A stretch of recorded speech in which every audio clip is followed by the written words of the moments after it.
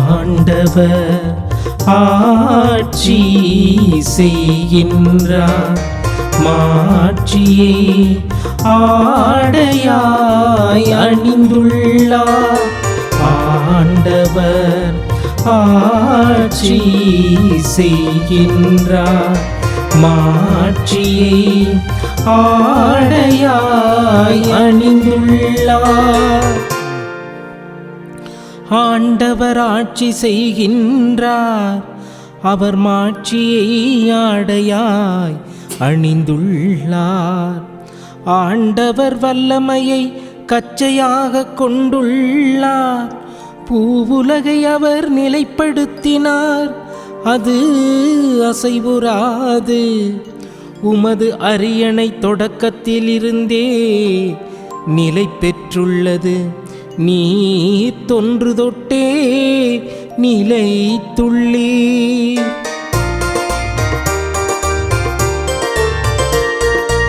ஆண்டவர் ஆட்சி செய்கின்றார், மாட்சியை ஆடையாய் அணிந்துள்ளார். ஆண்டவர் ஆட்சி செய்கின்றார், மாட்சியை ஆடையாய் அணிந்துள்ளார். ஆங்கிங்கெனாதபடி எங்கும் பிரகாசமாய் ஆனந்த பூர்த்தியாய் அருளோடு நிறைந்த பரம்பொருள் நம் இறைவன். அந்த இறைவனை அறிந்து கொள்ள, உணர்ந்து கொள்ள, அனுபவித்து பார்க்க இன்று நமக்கு கொடுக்கப்பட்டிருக்கிற இறைவார்த்தை திருப்பாடல் 93. கிறிஸ்து அரசர் பெருவிழாவிலே நாம் வாசிக்கிற இந்த திருப்பாடல் நமக்கு சொல்லுகிறது, ஆண்டவர் என்னை ஆட்சி செய்கிறார் என்று. என்னை ஆட்சி செய்வது என் ஆண்டவர் தாம் என்பதை உறுதிப்படுத்துகிறது இந்த பாடல். பாருங்கள், அதை யார் முடிவு செய்வது? என்னை ஆட்சி செய்கிற ஆற்றல் எது, நபர் எது என்பதை நான் தேர்ந்தெடுக்கிற போது அது என் ஆண்டவராக இருக்கிற பட்சத்திலே, என் ஆண்டவர் இயேசு கிறிஸ்துவாக இருக்கிற பட்சத்திலே நான் எவ்வளவு பேறு பெற்றவராக இருப்பேன். மாறாக என்னை ஒரு தீய சக்தி ஆட்சி செய்கிறது என்றால், சாத்தான் தனது சோதனைகளை கொடுத்து என்னை ஒவ்வொரு நாளும் வீழ்த்தி அவன் வெற்றி பெறுகிறான் என்றால் என் வாழ்க்கை எப்படிப்பட்ட ஒரு மோசமான வாழ்க்கையாக இருக்கும். ஆனால் இந்த திருப்பாடல் சொல்லுகிறது, உங்களையும் என்னையும் ஆட்சி செய்வது என் ஆண்டவர் தான், என் தேவன் தான், என்னை படைத்த கடவுள்தான் என்னை ஆட்சி செய்கிற போது நான் எதை குறித்தும் அச்சம் கொள்ள வேண்டிய அவசியம் இல்லை. என் ஆண்டவர் என்னை பார்த்து கொண்டே இருக்கிறார், என் ஆண்டவர் என்னை கவனித்து கொண்டே இருக்கிறார். என் ஆண்டவர் எப்படிப்பட்ட ஆண்டவராக இருக்கிறார் என்றால், மாட்சிமையை அவர் ஆடையாக அணிந்திருக்கிறார் என்று சொல்லுகிறது. ஒரு நபர் எந்த ஆடை அணிந்திருக்கிறார் என்று பார்த்தே அவர் யார் என்பதை நாம் கண்டுகொள்ளுகிறோம். அவர் ஒரு மருத்துவரா, ஒரு காவலரா, அல்லது வேறு பணிகளை பார்ப்பவரா என்பதை அவரது ஆடை தீர்மானித்து விடுகிறது. அதை கொண்டே நாம் அவரை கண்டுபிடித்து விடுகிறோம் இன்னார் என்று. அப்படி இருக்கிற போது இறைவன் மாட்சியை ஆடையாக அணிந்திருக்கிறார், அந்த மாட்சிதான் அவரை வெளிப்படுத்துகிறது என்று இந்த திருப்பாடல் சொல்லிக் கொடுக்கிறது.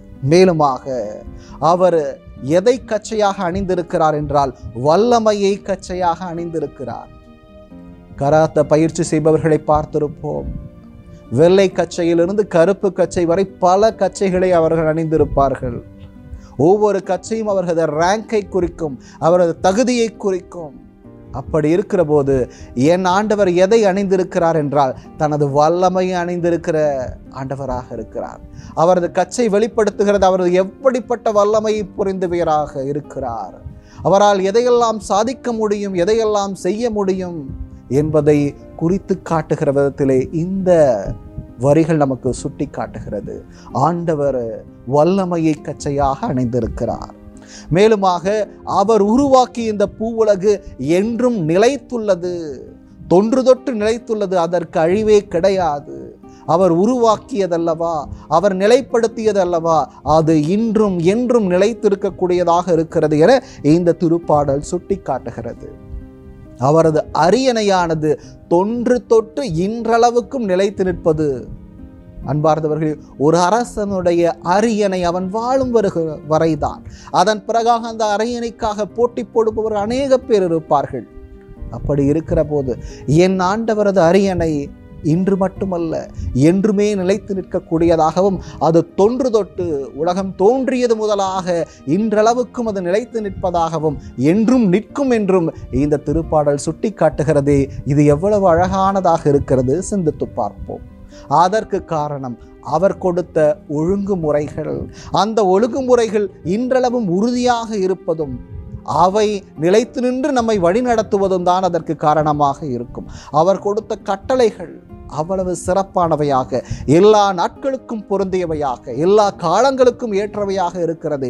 எந்த ஒரு மனிதன் அதை பின்பற்றுகிறானோ அவன் நிச்சயம் உயர்வடைவான் என்பதை வெளிப்படுத்துகிற விதத்திலே அவர் கொடுத்த ஒழுங்குமுறைகள் இருக்கிறது. அதுதான் அவரது அரியணை இன்றளவும் நிலைத்து நிற்கச் செய்கிறது. மேலுமாக அவரது தூய்மைதான் அவரது இல்லத்தை அழகுபடுத்துகிறது என சொல்லுகிறது. என் ஆண்டவர் தூயவராக இருக்கிறார், பரிசுத்தவானாக இருக்கிறார். அப்படி அவர் பரிசுத்தவானாக இருப்பதனாலேயே அவர் வாழுகிற இல்லம், அவர் வாழுகிற ஆலயம் இன்றளவும் அழகுமிக்கதாக இருக்கிறது. சிந்தித்து பார்ப்போம். அந்த ஆலயம் வேறு எதுவும் அல்ல, நாம் தான், நமது உடல் தான் என்பதை உணர்ந்து ஒவ்வொரு நாளும் அவரது பரிசுத்தத்தை நம்மில் கடைபிடிப்போம். நான் தூயவராக இருக்கிறேன், ஆகவே நீங்களும் தூயவராக இருங்கள் என்று ஆண்டவர் கொடுத்த அந்த கட்டளையை உள்ளத்தில் பதித்துக்கொண்டு ஒவ்வொரு நாளும் அந்த தூய்மையை கடைபிடிக்க நாம் முயற்சி எடுத்துக்கொண்டே இருப்போம், பயிற்சி எடுத்துக்கொண்டே இருப்போம். அது நம்மை ஒருபோதும் தோல்விக்கு ஆட்படுத்தாது, வெற்றியை நோக்கியே நம்மை இட்டு செல்லும். ஆக இறைவனது தூய்மையே அவரது இல்லத்தை அழகுபடுத்தும் என்றால் அது நாம் தான் என்கிற உணர்வோடு கூட அவர் வாழுகிற இந்த இல்லமாகி இந்த உடல், தங்கி இருக்கிற இல்லமாகி இந்த உடல் பரிசுத்தமாக இருக்க ஒவ்வொரு நாளும் போராடுவோம். இறைவன் நமக்கு துணையாக இருந்து நம்மை பலப்படுத்துவார். ஜெபிப்போம். எங்களை என்னாலும் காத்து பராமரித்து வருகிற அன்பு இறைவா, தூய்மையின் உறைவிடமாக இருப்பவரே, தூய்மையால் இதோ நீர் வாழுகிற இந்த உடலாகிய இல்லத்தை பரிசுத்தப்படுத்துபவரே, நாங்கள் பரிசுத்தவானாக உம்மை போல தூயவர்களாக மாற தேவையான ஆற்றலையும் அருளையும் ஒவ்வொரு நாளும் எங்களுக்கு பொழிந்து காத்தருளும் சுவாமி. நீரே எங்களுக்கு அரணாக கோட்டையாக இருக்கிறீர். உமது வல்லமை இதோ எங்களில் எழுந்தருளட்டும் சுவாமி.